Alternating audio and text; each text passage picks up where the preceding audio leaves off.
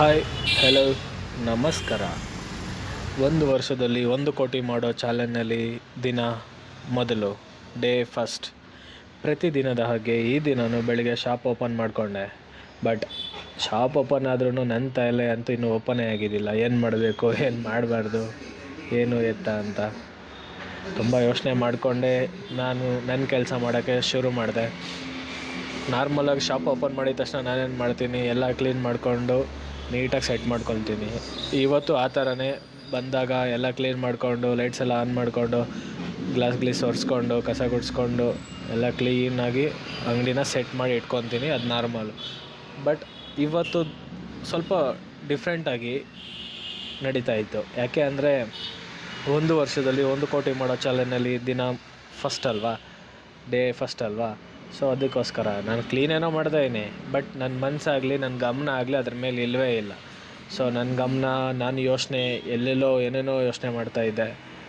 ಹಾಗೆ ಹೆಂಗೆ ಮಾಡ್ಬೋದು, ಏನು ಮಾಡ್ಬೋದು, ಯಾವ ಥರ ಮಾಡಿದ್ರೆ ನಮಗೆ ಒಳ್ಳೆಯದು ಅನ್ನೋದೇ ನನ್ನ ತಲೆಯಲ್ಲಿ ಓಡ್ತಾ ಇರೋದು. ಎಷ್ಟೇ ಯೋಚನೆ ಮಾಡಲಿ, ಏನೇ ಮಾಡಲಿ, ಒಂದು ಒಳ್ಳೆ ಐಡಿಯಾಸ್ ಅಂತೂ ನನಗೆ ಸಿಗ್ತಾಯಿಲ್ಲ. ಹೌದು, ಇನ್ವೆಸ್ಟ್ಮೆಂಟ್ ಮಾಡಿದ್ರೆ ದೊಡ್ಡದಾಗಿ ಮಾಡಿದ್ರೆ ಸಿಗುತ್ತೆ.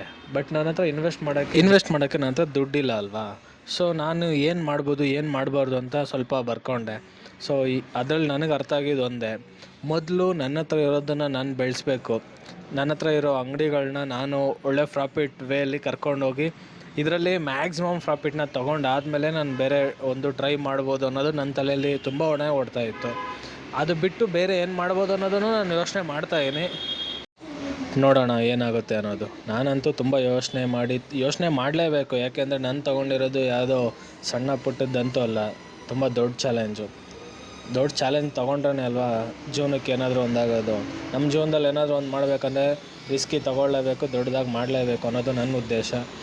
ಈ ಥರ ಪ್ರತಿದಿನ, ಪ್ರತಿ ರಾತ್ರಿ, ಪ್ರತಿ ಹಗಲು, ಪ್ರತಿ ನಿಮಿಷ, ಪ್ರತಿ ಗಂಟೆನೂ ಅದೇ ಯೋಚನೆಯಲ್ಲಿ ಕಳೀತಾ ಇದ್ದೀನಿ. ಇದು ಕೆಟ್ಟದಂತೂ ಅಲ್ವೇ ಅಲ್ಲ, ಇದು ನನ್ನ ನೋಡೋದಕ್ಕೋಸ್ಕರ ಅನ್ನೋದು ನನಗೆ ತುಂಬ ಚೆನ್ನಾಗಿ ಗೊತ್ತು. ಈ ಥರ ಯೋಚನೆ ಮಾಡ್ತಾ ಇರಬೇಕಾದ್ರೆ ಒಬ್ಬ ಕಸ್ಟಮರ್ ಬಂದರು ಅಂಗಡಿಗೆ. ಈ ಕಸ್ಟಮರು ನನಗೆ ತುಂಬ ಚೆನ್ನಾಗಿ ಗೊತ್ತಿರೋ ಕಸ್ಟಮರೇ. ಒಂದು ಲೆಕ್ಕ ಕೇಳಬೇಕಂದ್ರೆ ಇವರೇ ನಮ್ಮ ಪರ್ಮನೆಂಟ್ ಕಸ್ಟಮರು. ಸೊ ಇವ್ರಿಗೆ ಇಯರ್ಬಡ್ಸ್ ಬೇಕಾಗಿತ್ತು. ನಾನು ಕೇಳಿದೆ ಎಷ್ಟಲ್ಲಿ ಬೇಕು ಏನು ಅಂತ. ಅವ್ರು ಹೇಳಿದ್ರು ತೋರಿಸ್ರಿ ಫಸ್ಟು ಅಂದರು. ನಾನು ಒಂದು ತೊಗೊಬಂದು ತೋರಿಸ್ದೆ. ಒಳ್ಳೆ ಕಂಪನಿ ಇದೇನೆ, ಚೆನ್ನಾಗಿದೆ, ವಾರಂಟಿನೂ ಇರುತ್ತೆ. ಸೊ ಅವ್ರಿಗೆ 2-3 ಕಲರ್ ಚಾಯ್ಸ್ ಬೇಕಂದ್ಬಿಟ್ಟು ತೊಗೊಬಂದೆ. ಬ್ಲ್ಯಾಕ್ ಅಂತ ತೊಗೊಬಂದೆ, ವೈಟ್ ಅಂತ ತೊಗೊಂಡೆ. ಅವರು ಎರಡೂ ಓಪನ್ ಮಾಡಿ ತೋರಿಸ್ದೆ ಅಂದರು. ನನಗೆ ಗೊತ್ತು ನಮ್ಮ ಕಸ್ಟಮರ್ ತೊಗೊತಾರೆ ಇವರು ಅನ್ನೋದಕ್ಕೋಸ್ಕರ. ಅದಕ್ಕೆ ಸೀಲ್ಡ್ ಇದ್ರೂ ಸೀಲ್ಡ್ನ ಓಪನ್ ಮಾಡಿಬಿಟ್ಟು ತೋರಿಸ್ದೆ ಬ್ಲ್ಯಾಕು. ಅವರು ಮೊದಲು ನೋಡಿ ಚೆಕ್ ಮಾಡಿ ಆಮೇಲೆ ಏನು ಮಾಡಿದ್ರು, ಈ ಬಾಕ್ಸ್ ಓಪನ್ ಮಾಡು ಅಂತ ಹೇಳಿದ್ರು. ನಾನು ಆ ಬಾಕ್ಸ್ನೂ ಓಪನ್ ಮಾಡಿ ತೋರಿಸ್ದೆ.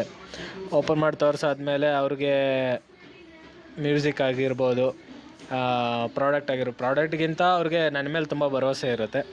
ಯಾಕೆಂದರೆ ಕಸ್ಟಮರ್ ಇಂಪಾರ್ಟೆಂಟು ಪ್ರಾಡಕ್ಟ್ಗಿಂತ ಅನ್ನೋದು ನಾನು ನಂಬ್ತೀನಿ. ಸೊ ಕಸ್ಟಮರಿಗೆ ನಾವು ಚೆನ್ನಾಗಿ ಕೊಡಬೇಕು ಅಂದರೆ ಒಳ್ಳೆ ಪ್ರಾಡಕ್ಟ್ನ ಸಜೆಸ್ಟ್ ಮಾಡೋದು ತುಂಬ ಬೆಟರ್ ಅನ್ನೋದು ನನ್ನ ಒಂದು ಒಪಿನಿಯನ್ ಆಗಿರೋದ್ರಿಂದ, ಅದಕ್ಕೋಸ್ಕರ ನನ್ನ ಹತ್ರ ಕಸ್ಟಮರ್ ಒಂದು ಸಲ ತೊಗೊಂಡೋದ್ಮೇಲೆ ಕಸ್ಟಮರ್ ಆಟೋಮೆಟಿಕ್ ನಮ್ಮ ಹತ್ರ ಬಂದೇ ಬರ್ತದೆ. ಯಾಕಂದರೆ ನಾವು ಕ್ವಾಲಿಟಿನೂ ಹಂಗೆ ಕೊಡ್ತೀವಿ, ಸರ್ವಿಸು ಹಂಗೆ ಕೊಡ್ತೀವಿ. ಇನ್ ಕೇಸ್ ಏನಾದ್ರು ಪ್ರಾಬ್ಲಮ್ ಬಂತು ಅಂದರೆ ನಾವು ಅವ್ರನ್ನ ರಿಟರ್ನ್ ಕಳಿಸೋದಾಗಲಿ, ವಾರಂಟಿ ಇಲ್ಲ ಅಂತ ಹೇಳೋದಾಗಲಿ, ಇಲ್ಲ ಸುಮ್ಮನೆ ಸರ್ವಿಸ್ ಸೆಂಟ್ರಿಗೆ ಅಲ್ಸೋದಾಗಲಿ ನಾನು ಮಾಡಲ್ಲ. ಅದಕ್ಕೋಸ್ಕರ ಅವ್ರಿಗೆ ಫೈನಲಿ ಅದು ಇಷ್ಟ ಆಯಿತು. ಅದನ್ನು ತೊಗೊಂಡಾದ್ಮೇಲೆ ಅಮೌಂಟ್ ಕೊಡ್ತಾರೆ. ಅಮೌಂಟ್ನ ನಾನು ತೊಗೊಂಡು ಅವ್ರಿಗೆ ಕಳಿಸ್ಕೊಡ್ತೀನಿ. ಅವರು ತುಂಬ ಕನ್ವಿನ್ಸ್ ಮಾಡಿ ವೀಡಿಯೋಗೆ ಒಪ್ಪಿಸಿದ್ದು. ಆ್ಯಕ್ಚುಲಾಗಿ ಅವರು ವೀಡಿಯೋಗೆ ಒಪ್ಪಿದ್ದಿಲ್ಲ, ಒಪ್ಪಿದ್ದು. ಆಮೇಲೆ ಎಲ್ಲ ಕಸ್ಟಮರು ಇದೇ ಥರ ಒಪ್ಪಲ್ಲ ಅಂತ ನನಗೆ ಫಸ್ಟ್ ಡೇನೇ ಗೊತ್ತಾಯಿತು. ಯಾಕೆ ಅಂದರೆ ನಾನು ಮಾಡಿದ್ದು 1 ಅಥವಾ 2 ಕಸ್ಟಮರ್ಸ್ದಷ್ಟೇ ಮಾಡಿದ್ದು, ಎಲ್ಲ ಕಸ್ಟಮರ್ಸು ಮಾಡೋಕ್ಕಾಗಿಲ್ಲ. ಪ್ಲಸ್ ಇನ್ನೊಂದು, ಎಲ್ಲ ಕಸ್ಟಮರ್ಗೂ ನಾವು ಹೇಳೋಕ್ಕೂ ಆಗೋಲ್ಲ ವೀಡಿಯೋ ಮಾಡ್ತೀವಿ ಹಂಗೆ ಹಿಂಗೆ ಅಂತೆಲ್ಲ. ಸೊ ಇವರು ಗೊತ್ತಿರೋ ಕಸ್ಟಮರ್ ಆಗಿದ್ದರಿಂದ ಅವ್ರ ಹತ್ರ ಮಾಡಿಸ್ಕೊಂಡೆ. ನೆಕ್ಸ್ಟ್ ಇನ್ನೊಬ್ಬ ಕಸ್ಟಮರ್ಗೆ ಗ್ಲಾಸ್ ಹಾಕ್ಕೊಡ್ಬೇಕಾಗಿತ್ತು, ಟೆಂಪರ್ಡ್ ಹಾಕ್ಕೊಡ್ಬೇಕಾಗಿತ್ತು. ಅವರು ಬಂದರು, ತುಂಬ ಚೆನ್ನಾಗಿ ಮಾತಾಡಿದ್ರು. ಆ್ಯಕ್ಚುಲಿ ಅವರು ಫಸ್ಟ್ ಟೈಮ್ ನಮ್ಮ ಹತ್ರ ಫಸ್ಟ್ ಕಸ್ಟಮರ್ ಇವರು, ಫಸ್ಟ್ ಟೈಮ್ ಬಂದಿದ್ದು ನಮ್ಮ ಶಾಪ್ಗೆ. ಅವರು ಆ ಥರ ಈ ಥರ ಅಂತ ಎಕ್ಸ್ಪ್ಲೇನ್ ಮಾಡ್ತಾಯಿದ್ರು. ನಾನು ಹೇಳ್ತಾಯಿದ್ದೆ, ಇಲ್ಲ ಒಂದು ಬಬಲ್ಲು ಬರೋಲ್ಲ, ಕ್ಲೀನಾಗಿ ಹಾಕ್ಕೊಡ್ತೀನಿ ಆ ಥರ ಎಲ್ಲ. ಆಮೇಲೆ ನನ್ನ ಕೆಲಸನ ಸ್ಟಾರ್ಟ್ ಮಾಡ್ತಾ, ನನ್ನ ಕೆಲಸನ ಕ್ಲೀನಾಗಿ ಮಾಡಬೇಕಲ್ವ, ಆ ಥರ ಕ್ಲೀನಾಗಿ ಮಾಡ್ತಾಯಿದ್ದೆ. ಈ ಥರ ಮಾಡಬೇಕಾದ್ರೂ ನನ್ನ ತಲೆಯಲ್ಲಿ ಗ್ಲಾಸ್ ನೀಟಾಗಿ ಹಾಕಬೇಕು, ಬಬಲ್ ಬರಬಾರ್ದು ಅಂತಿಲ್ಲ. ಹೆಂಗೆ ಮಾಡಲಿ ನಾನು 1 ಕೋಟಿ ಮಾಡೋಕ್ಕೆ? ಇವತ್ತು ಏನು ವೀಡಿಯೋ ಮಾಡಬೇಕು, ಇಲ್ಲ ಇವತ್ತು ಹೆಂಗೆ ಅರ್ನಿಂಗ್ಸ್ ತೋರಿಸ್ಬೇಕು ಅನ್ನೋದೇ ನನ್ನ ತಲೆಯಲ್ಲಿತ್ತು. ಸೊ ಈಗಲೂ ನನ್ನ ತಲೆಯಲ್ಲಿ ಓಡ್ತಾ ಇರೋದೇನೆ, ಹೆಂಗೆ ಮಾಡಬೇಕು, ಏನನ್ನ ತೋರಿಸ್ಲಿ ನಾನು? ಅಂದರೆ ಶಾಪಲ್ಲಿ ನಡೀತಾ ಇರೋ ಬಿಸ್ನೆಸ್ನ ತೋರಿಸಿ ಅರ್ನಿಂಗ್ ಅಂತ ತೋರಿಸ್ಬೇಕಾ, ಇಲ್ಲ ಶಾಪ್ನ ಬಿಟ್ಟು ಬೇರೆ ಅರ್ನಿಂಗ್ ವೇನ ಕ್ರಿಯೇಟ್ ಮಾಡ್ಕೊಂಡು ಅದನ್ನು ತೋರಿಸ್ಬೇಕನ್ನೋದು ತಲೆಯಲ್ಲಿ ಓಡ್ತಾ ಇದ್ದಿದ್ದು. ಸೊ ಕಸ್ಟಮರ್ಗೆ ನೀಟಾಗಿ ಗ್ಲಾಸ್ ಹಾಕ್ಕೊಟ್ಟೆ. ಆಮೇಲೆ ಕಸ್ಟಮರ್ ಖುಷಿ ಪಟ್ಕೊಂಡು ಹೋದರು. ನೆಕ್ಸ್ಟ್ ಇಲ್ಲೇ ಬರ್ತೀನಿ ಅಂತ ಹೇಳಿದ್ರು.